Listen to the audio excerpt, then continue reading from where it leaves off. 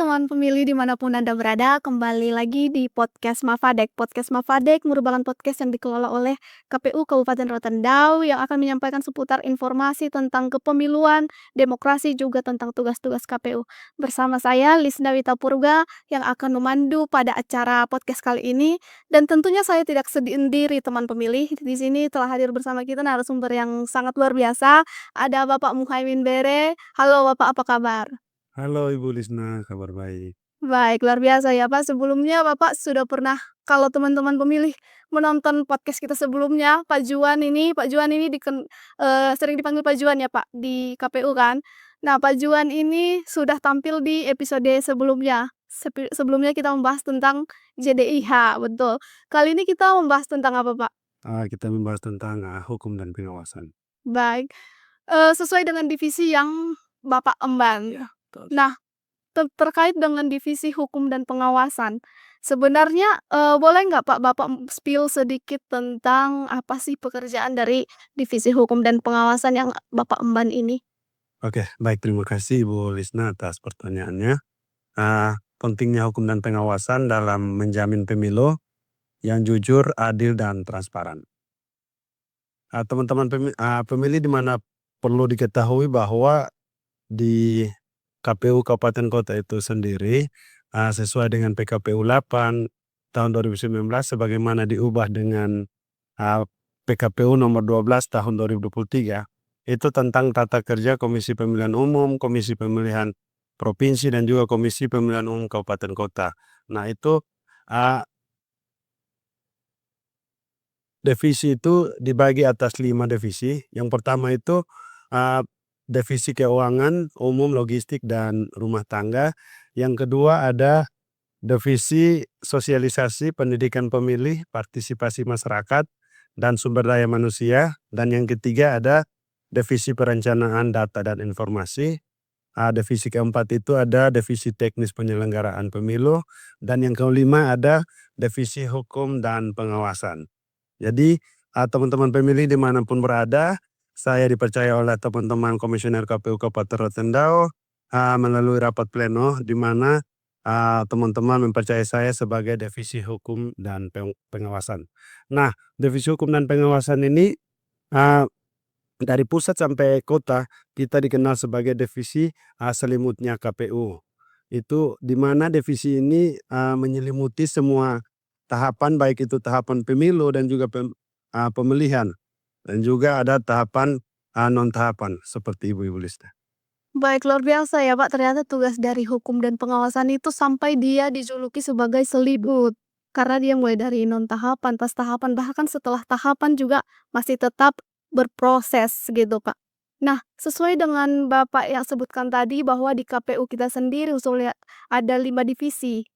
Nah, boleh nggak Pak Bapak menjelaskan apa perbedaan yang membedakan divisi hukum dan pengawasan ini, dari segi perannya dengan divisi-divisi yang lain itu bagaimana, Pak? Oke, baik, terima kasih Ibu Lisna, pertanyaan yang sangat luar biasa. Jadi divisi hukum itu dia melaksanakan pengawasan terhadap seluruh proses pemilu yang dilakukan oleh KPU Kabupaten Kota agar sesuai dengan peraturan yang berlaku. Terus divisi hukum dan pengawasan juga dia menindaklanjuti dugaan pelanggaran internal oleh teman-teman penyelenggara pemilu, dan juga ada divisi hukum dan pengawasan juga memberikan pendapat hukum terkait penyelenggaraan pemilu di wilayah kerja serta mengawasi tahapan pada divisi lain. Nah, pentingnya divisi hukum dan pengawasan itu dia memastikan apa yang dikerjakan oleh teman-teman divisi yang lain sesuai dengan aturan yang berlaku. Dan juga ada divisi hukum dan pengawasan dia menyelenggarakan pemilu dilakukan oleh KPU Kabupaten Kota agar sesuai dengan peraturan dan kode etik.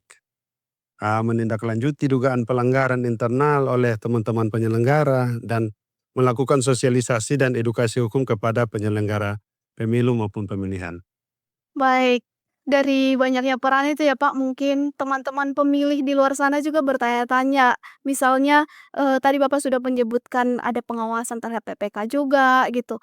Boleh nggak, Pak, Bapak kasih tahu contohnya itu bagaimana sih pengawasan yang bagaimana, yang seperti apa begitu, Pak? Oke, jadi ada beberapa contoh mungkin yang saya sampaikan di sini, Bu.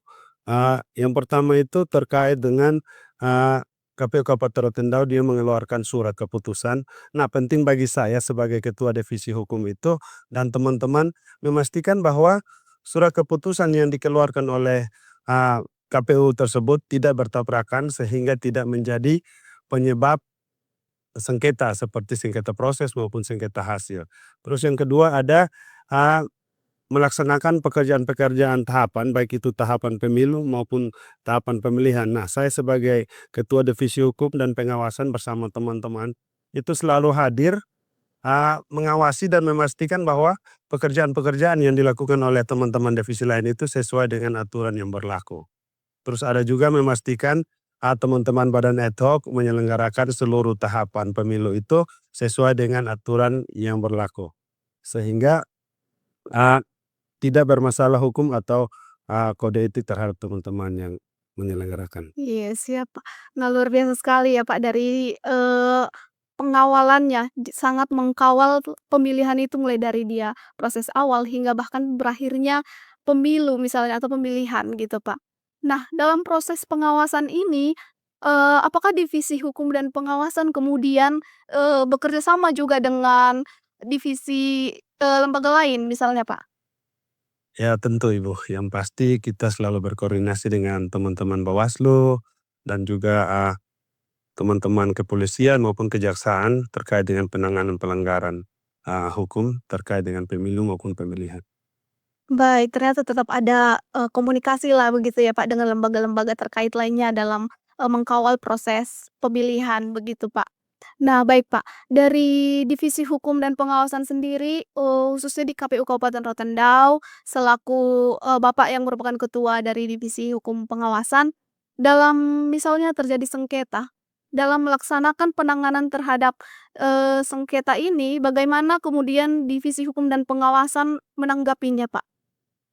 Oke, jadi Ibu, misalkan pelanggaran maupun sengketa itu kita ada beberapa pelanggaran. Yang pertama itu ada pelanggaran kode etik. Nah, untuk pelanggaran kode etik itu, teman-teman penyelenggara pemilu maupun, sebagai divisi hukum di sini, kami memanggil, melakukan klarifikasi serta meminta keterangan dari teman-teman penyelenggara yang melanggar kode etik itu apabila terbukti, kami mengeluarkan, berita acara klarifikasi. Selanjutnya kami memberikan teguran, baik itu teguran ringan, berat, maupun sampai pada pemberhentian dengan tidak hormat. Oh, begitu, Pak. Dari contoh-contoh yang Bapak sebutkan tadi itu berarti ada misalnya, pelanggaran kode etik, Pelang juga ada, apa namanya itu, sengketa ya, Pak? ya. Sengketa proses atau sengketa hasil begitu, Pak. Nah, mungkin untuk teman-teman pemilih di luar sana juga tahu, apakah ada kemudian yang terjadi di KPU kabupaten kita sendiri, Kabupaten Rotendao, terkait sengketa kode etik ataupun sengketa proses atau hasil, Pak? Oke, jadi untuk, masalah sengketa proses atau sengketa hasil itu baik itu di pengadilan maupun di MK, kami selalu berkoordinasi dengan KPU provinsi khususnya di bagian divisi hukum. Untuk itu kami membuat kronologis terkait dengan proses hukum dan juga bukti-bukti, selanjutnya berkoordinasi dengan advokat hukum yang menangani proses hukum, untuk kita berkoordinasi lebih lanjut. Baik, Pak. Untuk Bapak sendiri selama Bapak sudah menjabat sebagai ketua dari Divisi Hukum dan Pengawasan, pengalaman Bapak terkait, proses sengketa yang terjadi selama pemilu atau pilkada apakah ada, Pak? Mungkin boleh di-spill ke teman-teman di luar Oke, sana. jadi terima kasih Bu Lisna. Jadi mungkin, paling pertama itu terkait dengan pelanggaran kode etik, di mana, kita ketahui bahwa kemarin itu berdasarkan hasil rekomendasi Bawaslu Rotendao, ada teman-teman badan etok yang terlibat kode etik, pelanggaran kode etik, di mana teman-teman penyelenggara itu dengan sengaja memanipulasi surat suara sah salah satu pasangan calon anggota DPR. Setelah itu kami dari jajaran membentuk tim pemeriksa, memanggil, memeriksa dan memutuskan sesuai dengan hasil pemeriksaan dan memang benar teman-teman badan etok itu ada yang terlibat. Dan itu kami dengan tegas memutuskan diberhentikan dengan tidak terhormat sesuai dengan keputusan rapat pleno. Baik, itu terkait dengan pelanggaran kode etik gitu, bahkan dari sampai ke jajaran PPK sendiri pun, KPU Rotenda khususnya Divisi Hukum dan Pengawasan tetap mengkawal dan mengawasi gitu, Pak.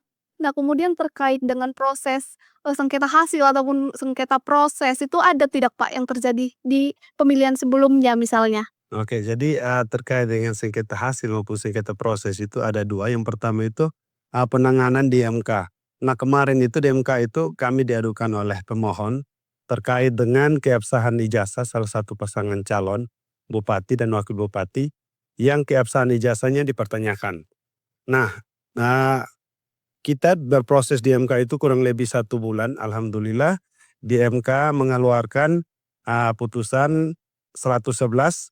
Dalam putusannya itu MK tidak berwenang mengadili permohonan pemohon. Jadi kita di MK itu alhamdulillah kita, eee, lolos, dan juga ada juga di DKPP terkait dengan, kode etik penyelenggara anggota KPU, dan hasilnya sesuai dengan putusan DKPP nomor 60 itu, DKPP memutuskan menolak pengaduan pengadu dan merehabilitasi nama baik, yakni, anggota KPU. Baik, luar biasa ternyata Pak sudah banyak, pengalaman-pengalaman terkait sengketa proses hasil maupun, kode etik terhadap pengawasan pemilihan begitu, Pak. Nah, kemudian, sebagai divisi hukum dan pengawasan khususnya di KPU Kabupaten Rotendao sendiri, serta baik itu dari Bapak maupun dari jajaran komisioner lainnya, terkait dengan, pelaporan dan dokumentasi selama pengawasan pemilu itu bagaimana Pak kemudian?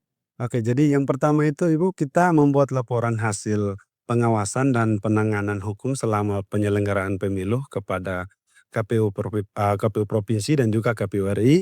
Dan yang kedua itu kita mendokumentasikan semua aktivitas, pengawasan dan penanganan hukum sebagai bahan evaluasi dan transparansi. Itu dibuat dalam, daftar inventaris hukum. Baik, luar biasa ya, Pak, ternyata tugas dari Divisi Hukum dan Pengawasan ini, sangat membuat pemilu maupun pemilihan itu bersifat transparan. Karena dikawal mulai dari awal sampai bahkan telah selesainya juga masih ada berproses tetap dalam setiap sengketa yang mungkin akan dilaporkan, begitu. Baik, Bapak Juan, tidak terasa ya ini kita berbincang-bincang sudah cukup lama, mungkin Bapak bisa memberikan closing statement kepada teman-teman pemilih di luar sana, Pak. Oke, baik, terima kasih, teman-teman pemilih dimanapun berada, terkhususnya di Kabupaten Rotendao, kami memohon kritik dan saran dari teman-teman pemilih. Mari kita sama-sama peran aktif dalam mengawasi KPU sebagai penyelenggara pemilu pada saat proses tahapan pemilu, sehingga seluruh proses yang kami laksanakan, sesuai dengan peraturan yang berlaku dengan asas pemilu, luber jurdil, demokratis, transparan, dan akuntabel. Baik, Bapak Juan, terima kasih sudah menyempatkan waktu hadir di podcast ini. Ini untuk kali kedua ya, Pak. Semoga tidak bosan-bosan datang ke podcast ini. Baik, untuk teman-teman pemilih di luar sana masih banyak topik menarik lainnya yang akan kita bahas di podcast ini.